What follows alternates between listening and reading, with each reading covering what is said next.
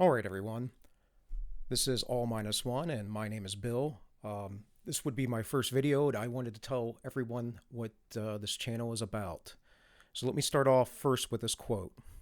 If all mankind, minus one, were of one opinion, and only one person were of the contrary opinion, mankind would be no more justified in silencing that one person than he, if he had the power, would be justified in silencing mankind.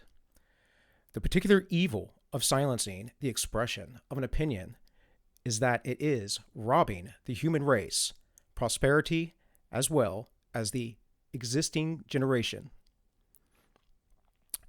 Those who dissent from the opinion, still more than those who hold it. If the opinion is right, then they are deprived of the opportunity of exchanging error for truth. If wrong, they lose what is almost as great a benefit, the clearer perception and livery impression of truth, produced by its conclusion with error.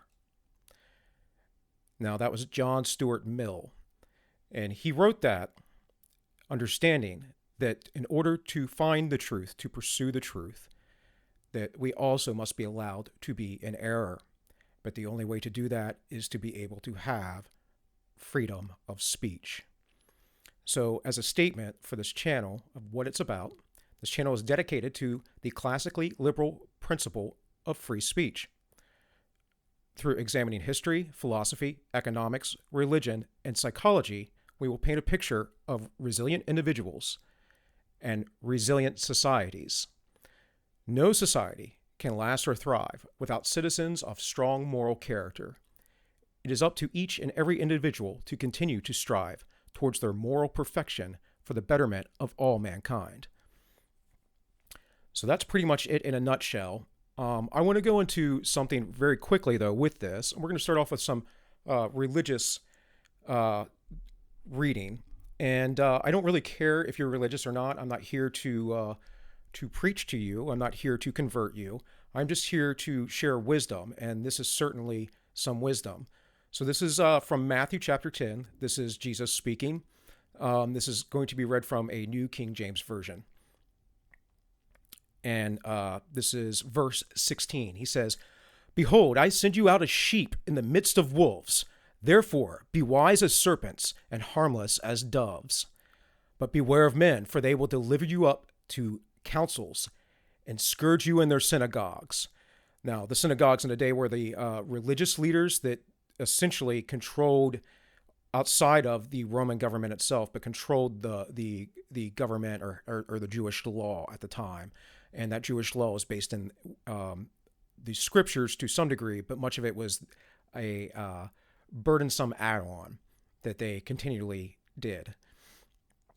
So, verse 18, "You will be brought before governors and kings for my sake, as a testimony to them and to the Gentiles.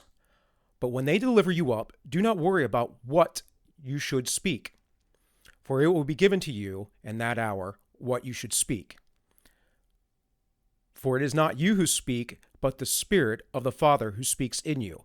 Now, you have to understand first century metaphysics to kind of really get this. But what he is saying is that essentially God's Spirit will rise up in you. However, you also have to understand what a spirit is, and it is not the same thing as a soul. And I don't care who wants to argue this with me, because it is not the same thing in the Bible. A spirit and a soul are two different words, and they mean different things. A spirit is like an attitude. A spirit is something that inspires you, right? We get that inspiration from that word. When someone says you're in good spirits, it's kind of like your attitude. And your attitude can direct you. Your attitude can direct you to look at things poorly, or it can direct you to look at things in a good light. And the Spirit of the Father, meaning God himself, the idea is that he will speak through you, right? That he will give you inspiration to say the right words. Moving on, verse 21. "Now brother will deliver up brother to death, and a father his child, and children will rise up against parents and cause them to be put to death." Now, this is important because this is very, very similar to what is going on today, which we are going to get into. Verse 22, and you will be hated for my name's sake, but he who endures to the end will be saved. When they persecute you in the cities, flee to another. For assuredly, I say to you, you will not have gone through the cities of Israel before the Son of Man comes. A disciple is not above his teacher, nor a servant above his master. Now, this is important because what Jesus is saying, the disciples don't know yet, but what Jesus is saying is that he is going to die and that he will be given up, that he will be persecuted. There will be people coming after him. And what is lost mostly by Christians today, by any measure, whatever congregation they might be in, whatever denomination, they often do not realize that persecution is part of being a moral person.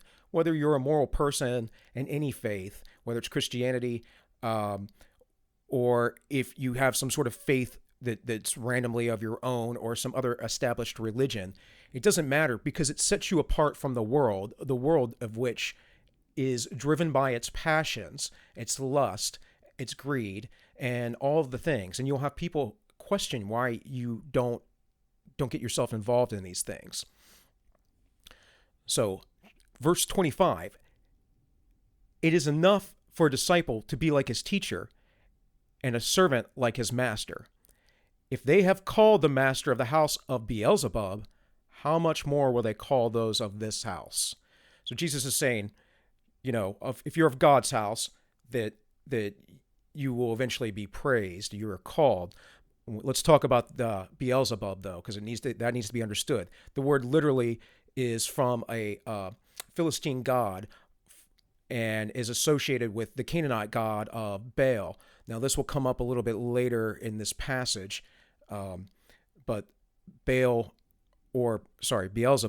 specifically means Lord of the Flies, so it's derogatory. Could also be interpreted as Lord of the Flyers, but I think it's kind of meant to be derogatory. And you can find the reference to Beelzebub in the Old Testament and 2 Kings chapter 1, verse 2. Okay, moving on. This is Matthew 10:26. Therefore, do not fear them, for there is nothing covered that will not be revealed, and hidden that will not be known. Whatever I tell you in the dark, speak in the light, and what you hear in the ear, preach on the housetops. And then, most importantly here, verse 28. And do not fear those who kill the body. In Greek, that word is soma.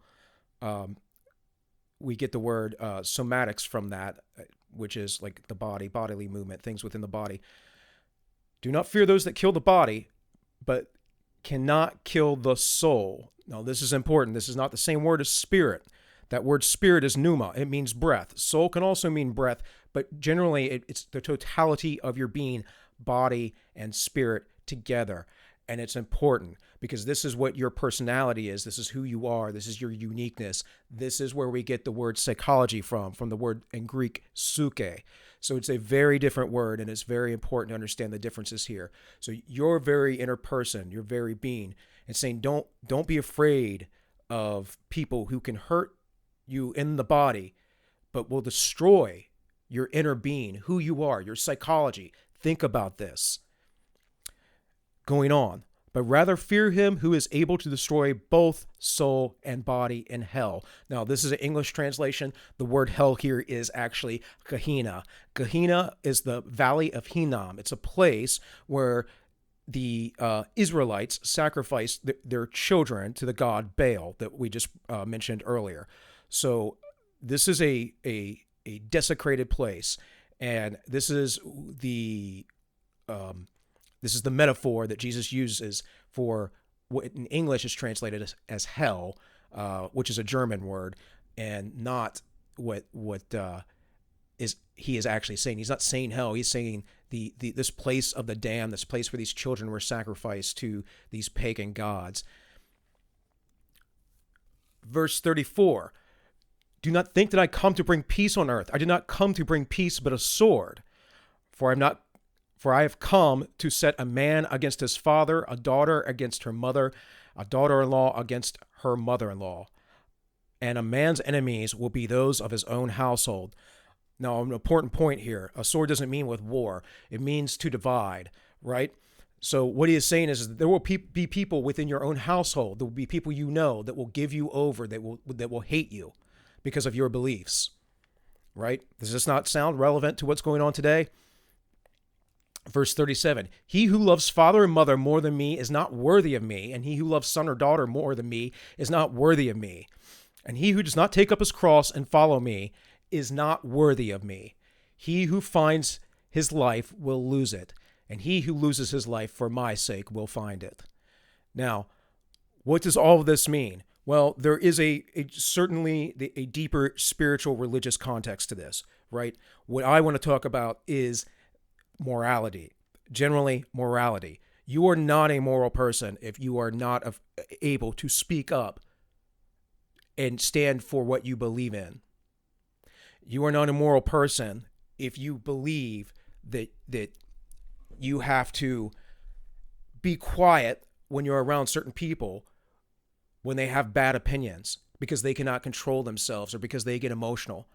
Now, there are ways to develop ourselves to approach these people, that we can speak with them softly and gently and in a way that they'll actually hear. But sometimes they won't hear. And that goes back to a passage earlier in Matthew, I don't have brought up here, but that Jesus says, do not cast your pearls before swine. And what he's saying is that some people just will not hear you. And when you recognize that they won't hear you, then you have to turn away. It's an unfortunate thing. It's a horrible thing. It's a thing that we all do not want in this life. We all want connection, and we want everyone to love us, and we want to love everyone. At least good moral people do. But the reality is that it's not always possible. And that's not your choice. It's their choice that they're making. So I want to leave on this last few thoughts here. This is from Carl Jung, and this is about the how Jung looked at the personality, how he divided the world of personality. And so there is the world outside. There is everything that is not you, right? And then you have a persona, and the persona kind of sits on top there, and it's the closest to that outer world. And that persona is the mask that you put on when you go out into the world. It's the person that you pretend to be in certain situations. It's not the true you. And then there's below the persona, there's the ego, and that's the person that you think you are. On a conscious level, you think that you are this certain person. You think you're a good, moral, righteous person when maybe, in fact, you're a horrible person. Down below the ego is the self, and it fights and is in between the shadow, which is the lowest level. The shadow being down here is all the things that you bury, all the things that you secretly believe. It's all of your evil thoughts. It's all of your gross parts of yourself. But it's important to know what your shadow is so that you can tame it, so that you can have control of it. When people don't do this, what happens is they end up projecting out their evil and their hate upon the world and other people. And this is one of the reasons why they aren't able to listen to you. And then below that is the anima and the animus, and that's the lowest level. And the anima and the animus has to do with your gender. That is literally your animalistic, biological, gendered nature. And without being in touch with that, without understanding that, you're going to have all kinds of problems. But I'm not going to talk so much about that as so much I'm going to talk about the persona and what Carl Jung talks about it as being individualization. This is a quote from him. Individualization means becoming a single, homogeneous being, and insofar as individuality embarrasses our innermost, last, and incomparable uniqueness, it also implies becoming one's own self. We could therefore translate individualization as self-realization. Another quote, fundamentally, the persona is nothing real. It is a compromise between the individual and society as to what a man should appear to be. He takes a name, earns a title, represents an office. He is this or that. In a certain sense, all this is real. Yet in relation to the essential individuality of the person concerned, it is only a secondary reality, a product of compromise in making which others have often have a greater share than he. The persona is a semblance, a two-dimensional reality. And people overinflate their persona. So when people are mad at you because you disagree with their ideas, what they're mad at you about is that their ideas, their ideologies are them. They have not figured out themselves. They are underdeveloped beings. And it is very important to understand this when you are dealing with people who are saying things to you that upset you, that is potentially very toxic, especially to our society, and that are unwilling to listen to you. And the reason why they're unwilling is because in the soma, in the body, there's a somatic effect, a physio-psychological effect in which it creates stress and fear and anger, and they have nowhere else to run or to hide except for to lash out with anger. And that lashing out is their shadow because they've never developed themselves. They haven't gotten control of it.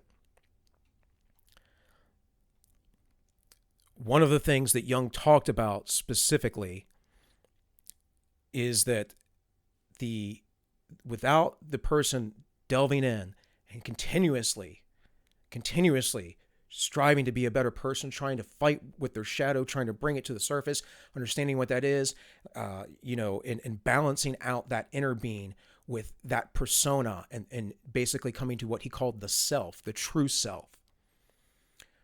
Without that the individual would be easily led by merely their outer appearance. So these are not deep thinkers. These are sophists. These are the people that are doing crazy things right now. And the last quote I want to leave you with Jung is this.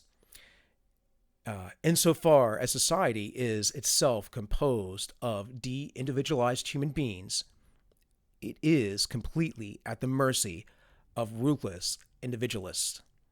Let it band together into groups and organizations as much as it likes. It is just as banding together and the resultant extinction of the individual personality that makes it succumb so readily to a dictator. A million zeros joined together do not, unfortunately, add up to one. And that's from Jung's most famous book, Man and His Symbols. Now, what's most important here that we need to understand about everything that's going on today is that people are not acting in a rational manner because they are more concerned with how they appear to the outer world. Now, this is corporations, this is athletes, this is actors and actresses, this is your neighbor, this is your businesses, the mom and pop business that's down the street, whatever it is, because they have not become brave. And they can't be brave because they haven't reached the point of this individualization. And what that allows them to do is it allows them to become possessed by their ideology, as if you were possessed by a spirit. And if you want to go back and read Matthew 10 for yourself and think about these things, I would highly suggest it. But for now, that's all from me. Again, this is AllMinucOne. My name is Bill, and I wish you all well.